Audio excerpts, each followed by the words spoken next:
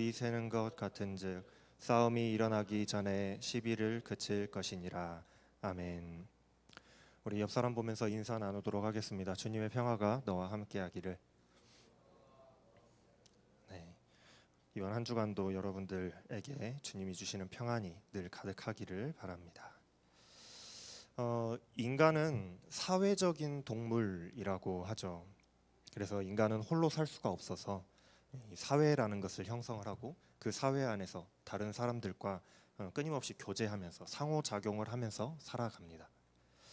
결론적으로 사회생활이라 하는 것은 이 관계라는 것을 의미한다라고 할 수 있겠어요.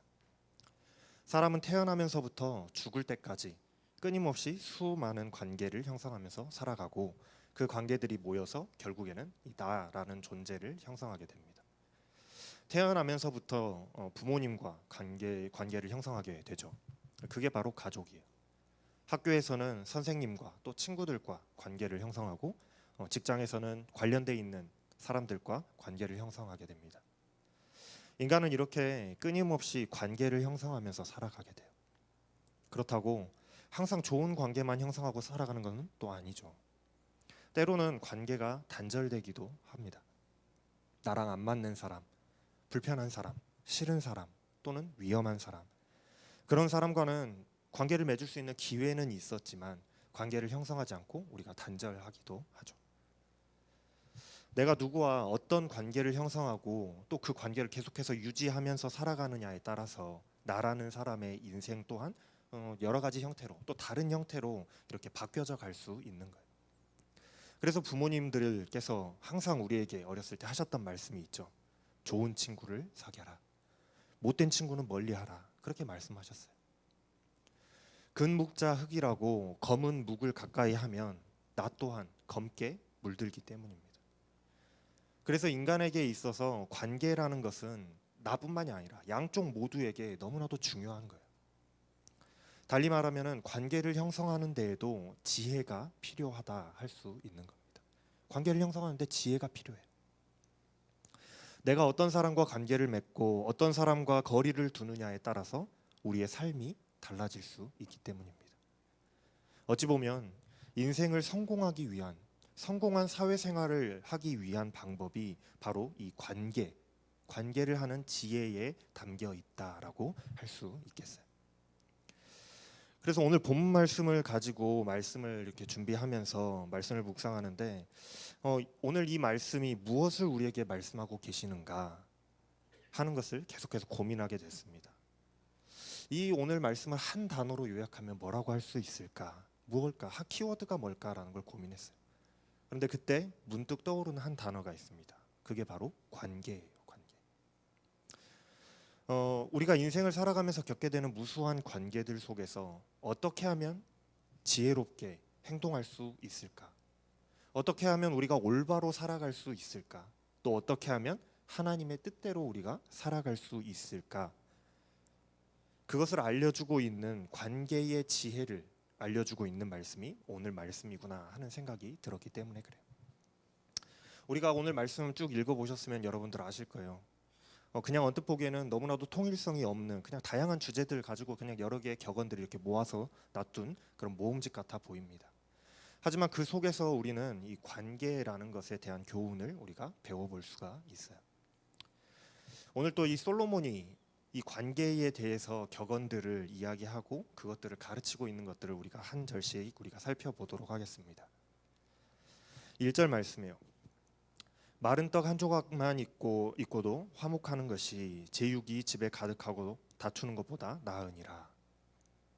1절 말씀은 이 가족 간의 관계에 관해서 교훈하고 있습니다. 두 가정이 나타나죠. 두 가정의 상황을 비교하면서 이 말씀이 나타나고 있어요. 한 가정은 마른 떡 한 조각이 있는 집입니다. 막 해낸 따뜻한 그런 떡도 아니고 말라 비틀어진 떡, 그것도 한 조각밖에 없다라는 것은 그 가정이 얼마나 이 가난한 상황인지를 잘 보여주고 있는 거예요.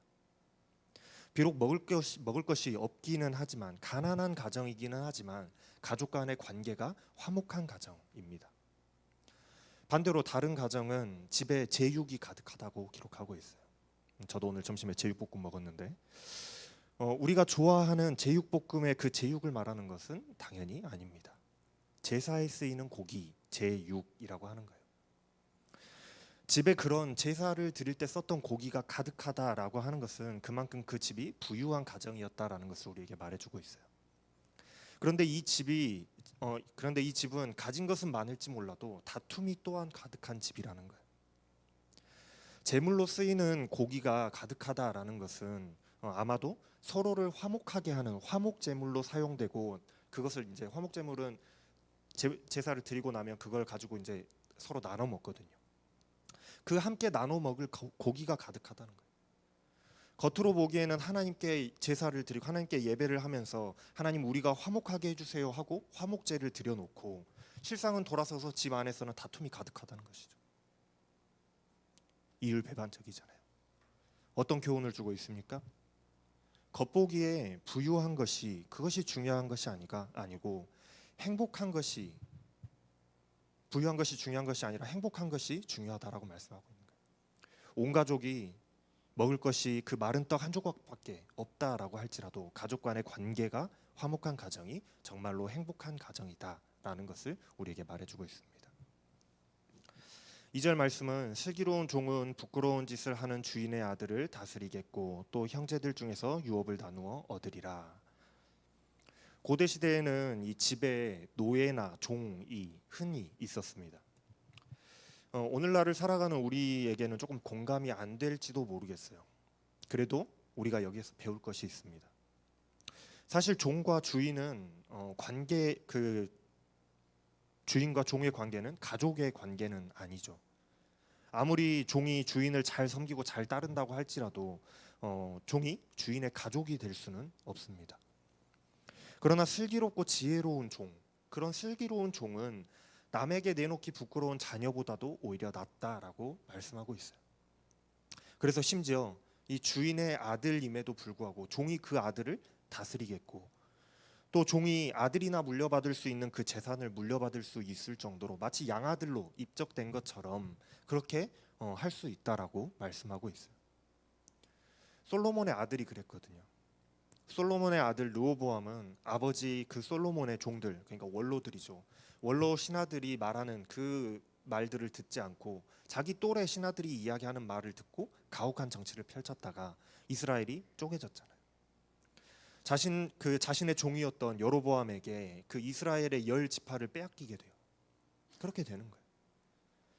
우리가 사회생활을 하면서 관계를 형성할 때에 내가 지혜롭고 슬기롭게 행동하고 관계를 잘 만들어 간다면 오히려 그 아들을 다스리게 되겠고, 그 아들이 받아야 될 유산을 내가 상속받는 것과 같이 인정받는 사람이 될 수가 있겠지만은, 부끄러운 아들처럼 제 멋대로 행동하게 되면은 나에게 주어질 그 유산까지도, 내가 당연히 받아야 될 그 유산까지도 빼앗기게 된다는 교훈을 우리에게 주고 있습니다.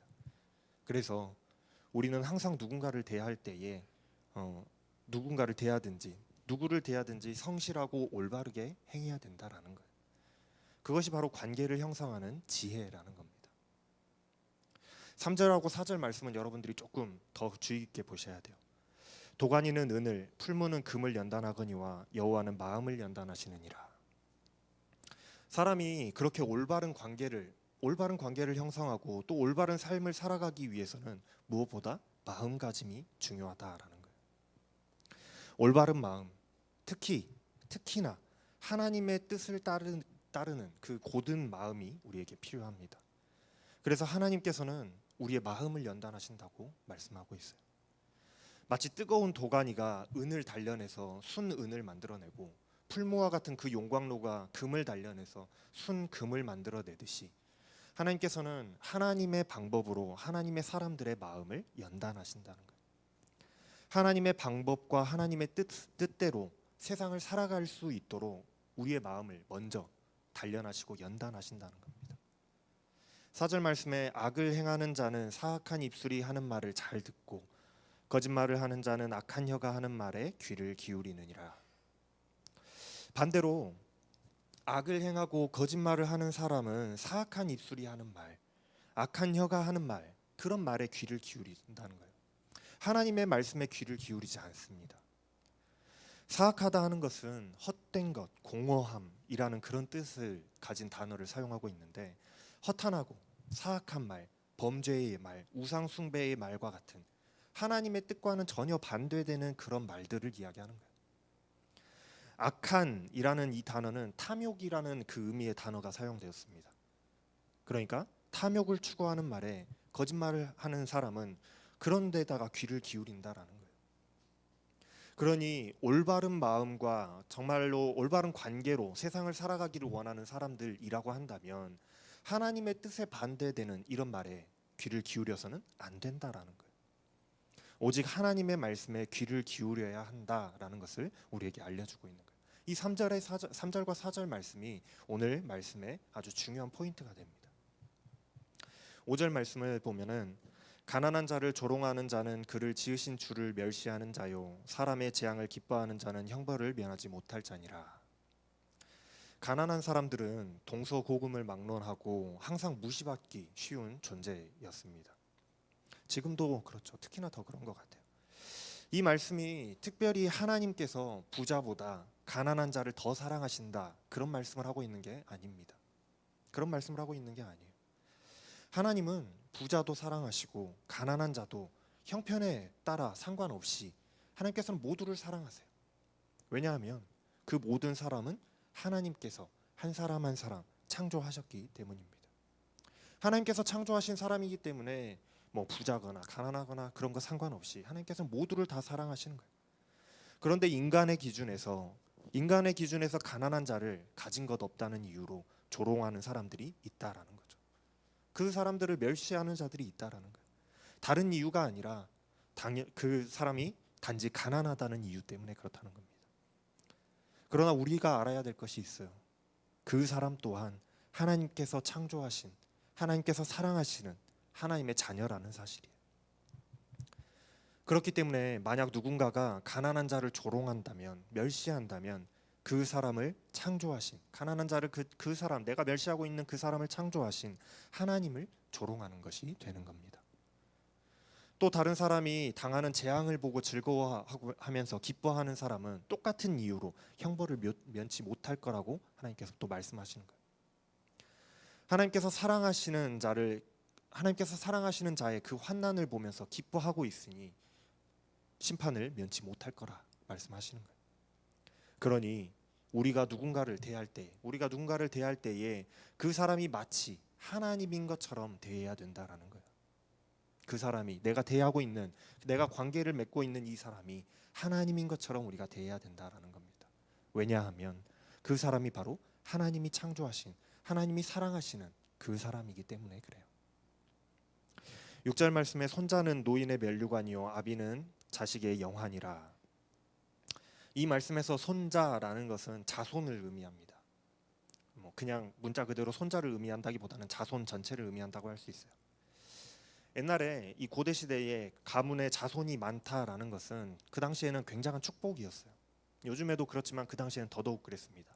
왜냐하면 사람의 숫자는 노동력이기도 했고 또 군사력이기도 했고 또한 자신의 세력을 나타낸 세력을 의미하기도 했거든요.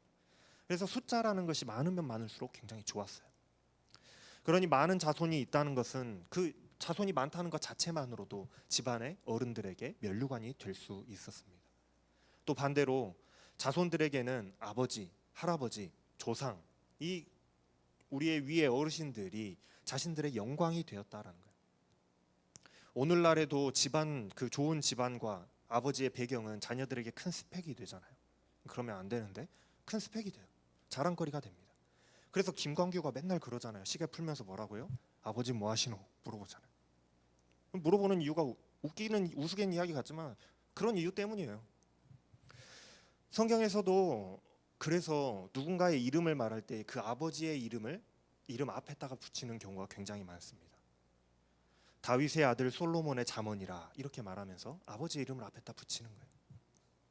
부모가 잘 살아서 사람들에게 인정받고 칭송을 받고 또 신앙을 잘 지켜서 신앙의 전통을 잘 물려줄 수 있다라고 한다면 그것이 그 후손들에게 가장 큰 영광이 되기 때문에 그런 거예요.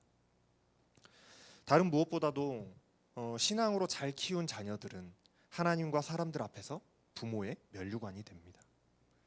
신앙을 잘 전달한 부모는 또한 자녀에게 가장 큰 영광을 물려주는 그런 스펙을 물려주는 게 되는 것. 그렇다는 말씀인 거예요. 7절 말씀은 지나친 말을 하는 것도 미련한 자에게 합당하지 아니하거든 하물며 거짓말을 하는 것이 존귀한 자에게 합당하겠느냐. 지나친 말을 한다라는 것은 거만한 말, 오만한 말을 뜻합니다. 자기가 잘났다라는 거죠. 그리고 미련한 자라는 것은 불경건한 하나님께 불순종하는 삶을 사는 사람을 이 미련한 자라고 하는 거예요. 이런 불순종하는 미련한 사람이 무슨 말을 하든지 이상할 게 없어요. 왜냐하면 그 사람은 원래 그런 사람이거든요. 원래 그렇게 이야기하던 사람이 그렇게 행동한다고 해서 우리가 이상하던가요? 저 사람은 원래 그런 사람이니까 그냥 그러고 넘어가요. 그런데 오만한 말을 한다고 하는 것이 당연하고 정당한 것은 아니잖아요. 원래 그런 사람이라고 해서 오만한 말을 하는 것이 당연한 건 아니에요. 그렇잖아요. 잘못된 거거든요. 원래 저 사람은 그러고도 남을 놈이다 하고 말하지만 그게 맞지만 그게 옳은 것은 아니라는 겁니다. 하물며 존귀한 사람이 정말로 저 사람은 바른 사람이야 존귀한 사람이야 라고 했던 사람이 거짓말을 하는 게 가당키냐 하겠냐는 거예요. 우리가 사람들과 관계를 형성할 때에 나의 지위, 나의 신분과 맞는 그런 언행과 행동을 해야 된다라는 겁니다. 8절에 뇌물은 그 임자가 보기에 보석 같은즉 그가 어디로 향하든지 형통하게 하느니라. 언뜻 보면 좋은 말씀 같아 보여요. 그러나 8절 말씀은 반어법이라고 생각하시면 이해가 조금 더 쉬울 것 같습니다. 뇌물이라는 것은 뇌물을 받는 사람에게는 참 매력적인 거예요. 귀한 보석처럼 보여집니다. 근데 그게 문제예요. 너무나도 귀하게 보인다는, 달콤하게 보인다는 게 문제입니다. 너무나도 귀하게 보인 나머지 나의 사고, 나의 판단을 흐리게 만드는 거예요. 그래서 내가 원하는 방향, 내가 원하는 공정함이 아니라 뇌물이 원하는 방향으로 내가 끌려가게끔 만들어요. 뇌물이 하고자 하는 일이 이루어지게끔, 그것이 형통하게끔 만들어 버린다라는 거예요. 이것이 나쁘다는 것, 뇌물이 그래서 나쁘다는 것을 우리가 모두 다 알고 있는 것이죠. 뇌물은 항상 약한 자들을 공경에 빠뜨리기 때문입니다. 공의와 법을 무력하게 만들어 버리기 때문에 나쁜 거예요. 그래서 인간관계에서 뇌물을 사용하지 말라는 의미로 이 말씀을 하고 있는 겁니다. 나의 바램과 상관없이 그 뇌물이 원하는 방향으로 나를 끌고 가버리기 때문에 그래요. 9절 말씀은 허물을 덮어주는 자는 사랑을 구하는 자요 그것을 거듭 말하는 자는 친한 벗을 이간하는 자니라. 허물을 덮어주는 것은 나쁜 일을 묵인해준다, 모른 척해준다 그런 말이 아닙니다. 정말로 남의 허물을 용서하고 가려주고 덮어주는 것을 의미하는 거예요. 용서해주는 것을 의미하는 거예요. 이것은 남의 허물을 덮어주고 용서해줄 수 있다라는 것은 그 사람을 사랑하지 않으면 할 수 없는 행동이잖아요. 반대로 상대를 미워하고 나쁜 의도가 있다면 어떻게 하겠어요? 조그만한 허물이라도 없는 허물이라도 더 만들어서 들춰내고 계속해서 강조해서 깎아내려고 하지 않겠어요? 친구와의 관계에서 이렇게 행동하면 안 된다라는 거예요. 또한 이런 사람이 주변에 만약에 있다면 그 사람을 멀리하라고 말씀하고 있는 겁니다. 10절 말씀에 한마디 말로 총명한 자에게 충고하는 것이 매 100대로 미련한 자를 때리는 것보다 더욱 깊이 박히느니라. 우리가 잘 구분해야 될 것이 한 가지 있어요. 이간질하는 것, 9절 말씀에서 나왔던 그 이간질하는 것과 충고와 충고는 다른 겁니다. 우리가 때로 친구의 충고를 듣곤 하죠. 누군가 나에게 충고해주는 그 충고를 듣습니다. 물론 누군가의 충고를 듣게 됐을 때 기분이 나빠요. 나쁠 수 있어요. 뼈가 아플 수 있습니다. 그러나 지혜로운 사람은 그 한마디의 충고를 소중히 받아들일 줄 아는 사람이 지혜로운 사람이라는 거예요. 매를 맞아야 그때서야 그것을 알아듣는 사람은 지혜로운 사람이 아니라는 거예요. 그러니 관계에서 나에게 충고하는 사람이 있다면 그 사람을 가까이 하고 그 사람이 해주는 충고를 소중히 여길 줄 아는 사람이 바로 관계에 있어서 지혜를 아는 사람이다라는 말씀이에요. 11절 말씀에 악한 자는 반역만 힘쓰나니 그러므로 그에게 잔인한 사자가 보냄을 받으리라. 반역이라는 것은 배신을 의미합니다. 배신하는 것. 하나님에 대한 배신일 수도 있고 왕에 대한 배신일 수도 있고 인간관계에서 친구나 가족을 배신하는 것일 수도 있어요. 그러나 이런 배신의 끝은 결국에는 잔인한 사자, 그 배신을 당한 존재가 보내는 심판을 받게 된다라는 말씀을 하고 있습니다. 무슨 말이냐? 관계에서 중요한 것은 신뢰라는 것입니다. 그런데 그런 신뢰의 등에다가 칼을 꼽는 그런 배신은 결국 심판을 받게 된다라는 것을 말씀해 주고 있는 거예요. 12절 말씀에 차라리 새끼 빼앗긴 암곰을 만날지언정 미련한 일을 행하는 미련한 자를 만나지 말 것이니라. 이번에는 관계를 단절해야 될 사람, 멀리해야 할 사람에 대해서 경고합니다. 미련한 자와 가까이 하지 말라 하는 교훈이에요.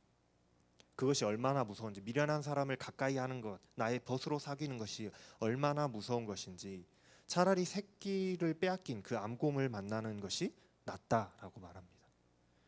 새끼를 빼앗긴 암곰이 얼마나 포악한지 여러분들 유튜브 같은 데 영상 보시면 간혹 한 번씩 나와요. 그런데 그것이 그렇게 무서운 암곰을 만나는 것이 오히려 더 낫다는 겁니다. 무엇보다 미련한 일을 행하는 사람을 만나는 것보다, 그 사람과 친구를 하는 것보다 더 낫다라는 거예요. 그만큼 친구를 잘 사귀어야 한다는 경고를 담고 있는 말씀이에요. 13절 말씀은 누구든지 악으로 선을 갚으면 악이 그 집을 떠나지 아니하리라. 은혜를 원수로 갚지 말라는 교훈을 하고 있어요. 만약 은혜를 원수로 갚으면 그 악이 대대로 떠나지 않고 심판을 할 것이다라는 경고죠. 사람과 사람의 관계에서뿐만이 아니라 하나님과 나와의 관계 속에서도 굉장히 중요한 교훈이 아닐 수가 없습니다. 여러분들 가만히 생각해 보세요. 우리가 하나님께 받은 은혜가 얼마나 많습니까? 하나님께 받은 은혜가 너무나도 커요. 그런데 우리는 하나님께 받은 그 은혜를 원수로 갚는 사람들을 종종 봅니다. 때로는 내가 그런 사람이 아닌가 싶을 때도 있어요. 받은 은혜가 너무나도 큼에도 불구하고 때로는 우리는 하나님을 원망하는 사람이 되기도 합니다. 또 어떤 사람들은 하나님을 배신하고 떠나는 사람들도 있어요. 우리가 그런 사람이 되어서는 안 되겠다라는 거예요. 은혜를 아는 것이 관계의 기본이고 사람된 도리라는 겁니다. 그것을 아는 것이, 은혜를 아는 것이 이 관계의 지혜인 것을 우리에게 알려주고 있어요. 마지막 14절 말씀이에요. 다툼의 그 시작은 뚝에서 물이 새는 것과 같은즉 싸움이 일어나기 전에 시비를 그칠 것이니라. 우리가 사회생활을 하다 보면 내가 타인이 아니고 타인이 내가 아니기 때문에 서로 의견 충돌이 있을 수밖에 없습니다. 서로 생각이 다르기 때문에 의견 충돌이 생겨요. 그런데 싸움은 그 사소한 작은 시비에서 시작된다는 거죠. 마치 댐에 작은 구멍이 있는데 그 작은 구멍이 결국에는 그 큰 댐을 붕괴시키는 것처럼 그렇게 된다는 거예요. 그러니 애초에 싸움의 구실이 될 수 있는 이 작은 시비가 생기거든 거기에서 멈추라는 겁니다. 좋은 관계를 유지하는 지혜가 바로 거기에 있다라는 거예요. 시비가 생겼을 때, 작은 다툼이 생겼을 때 거기서 멈추라는 거예요. 인간은 누구나 사회 안에서 사회생활을 하면서 살아가게 됩니다. 누구나 그래요. 관계의 연속이라고 할 수 있겠죠. 관계가 생기고 또 생기고 또 생기고 관계의 연속이라고 할 수 있어요. 누구도 그것에서 자유로울 수는 없습니다. 단 한 사람도 홀로 살아가는 사람은 있을 수가 없죠. 그렇기 때문에 우리에게는 어떻게 하면 좋은 관계를 유지하며 올바른 사회생활을 해 나갈 것인가에 대한 그런 지혜가 필요해요. 어떤 관계는 연극일 수도 있고 또 어떤 관계는 거짓일 수도 있고 또 어떤 관계는 배신이기도 합니다. 또 어떤 관계는 악연이라고 할 수 있는 원수의 관계일 수도 있어요. 좋은 관계, 올바른 관계, 올바른 관계는 좋은 결과를 만들고 좋은 인생을 만들어 갑니다. 하지만 나쁜 관계는 나의 모든 인생을 망가뜨릴 수 있다라는 것을 우리는 너무나도 잘 알고 있죠. 그래서 관계의 지혜가 우리에게는 필요한 거예요. 모든 관계가 좋을 수는 없기 때문에 그렇습니다.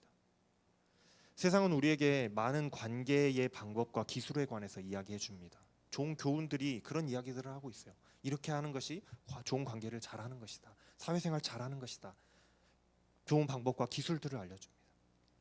오늘 말씀에 나온 말씀들도 대부분 우리가 경험으로 알고 있고 교훈으로 들어서 알고 있는 것들을 이야기하고 있어요. 세상은 이런 관계의 기술을 사회생활이라고 이야기합니다. 그리고 처세술이라고 표현해요.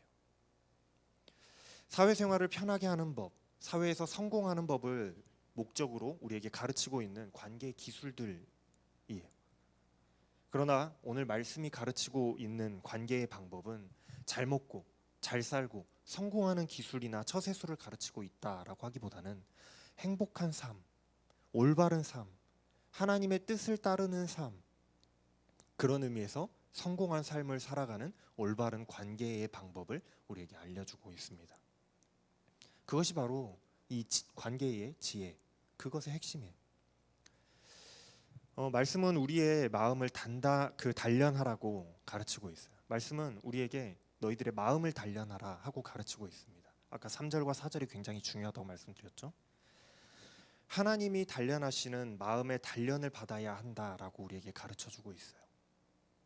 내가 나의 성공을 위해서 갈고 닦았던 그런 처세술, 그런 것이 아니라 하나님이 단련하시는 근본적인 훈련, 바로 마음을 훈련하라는 것입니다. 마음의 훈련이라는 것이 도대체 뭐냐? 하나님의 뜻을 따라 살아가는 그런 삶을 의미하는 거예요. 하나님의 뜻을 따라 살아가는 그 마음, 하나님의 뜻을 따라 살아가는 그 삶, 그것을 베이스로 살아간다고 한다면 결국에는 하나님의 뜻을 따라 관계를 형성하는 것이 될 것이고, 바로 이러한 관계가 하나님이 기뻐하시는 관계요, 사회생활이 된다라는 것을 우리에게 말해주고 있는 겁니다. 이런 마음으로 형성하는 관계에는 거짓이 있을 수가 없어요. 성경에서 이야기하고 있는 이런 거짓된 관계를 주의하라고 하는 그런 거짓된 관계가 있을 수 없습니다. 또 배신이 있을 수 없고 미움과 다툼이 있을 수가 없습니다. 언제나 신뢰와 사랑과 올바른 관계만이 있을 뿐이에요. 이것이 바로 오늘 말씀이 우리에게 알려주고자 하는 관계의 지혜입니다. 하나님의 말씀을 따라서 살아가는 관계. 우리가 관계의 지혜를 가지고 세상을 살아가게 된다면, 특별히 내가 거짓으로 꾸며서 억지로 노력해서 관계를 형성하지 않아도, 그것 때문에 스트레스 받지 않아도 우리는 사회생활을 잘할 수 있고 좋은 관계를 형성할 수 있게 될 줄로 믿습니다. 우리가 그렇게 하나님의 말씀을 따라서 뜻에 따라서 살아갈 때에 우리의 인간관계도, 또 하나님과 우리의 신앙의 관계도 올바르고 행복한 관계를 만들어가게 될 것입니다. 여러분들, 관계의 지혜를, 오늘 말씀이 우리에게 말씀하시는 이 관계의 지혜를 깨닫고 그 지혜로 살아가시는 여러분들의 삶이 다 되시기를 주님의 이름으로 축복합니다. 기도하겠습니다. 사랑과 은혜가 풍성하신 하나님, 세상을 살아가면서 무수히 많은 관계를 형성하고 좋은 그 인맥과 또 좋은 관계, 성공한 사회생활을 위해서 때로는 나의 마음을 감추기도 하였고, 때로는 거짓으로 행하기도 하였고, 때로는 배신하기도 하였던 우리들의 모습을 다시 한번 생각해 봅니다. 그러나 올바른 관계를 만들고 행복한 삶을 살아간다라는 것은 우리의 노력과 관계의 기술에 있는 것이 아니요, 하나님의 말씀과 하나님의 뜻을 따라 살아가는 삶을 살아서 우리의 마음을 올바로 연단하고 그 마음으로 세상을 살아가는 것이 올바른 관계를 만들어가는 길이요, 그것이 관계의 지혜임을 오늘 말씀을 통해서 우리가 배웁니다. 하나님의 말씀을 통해 우리의 마음을 연단하게 하여 주시옵소서.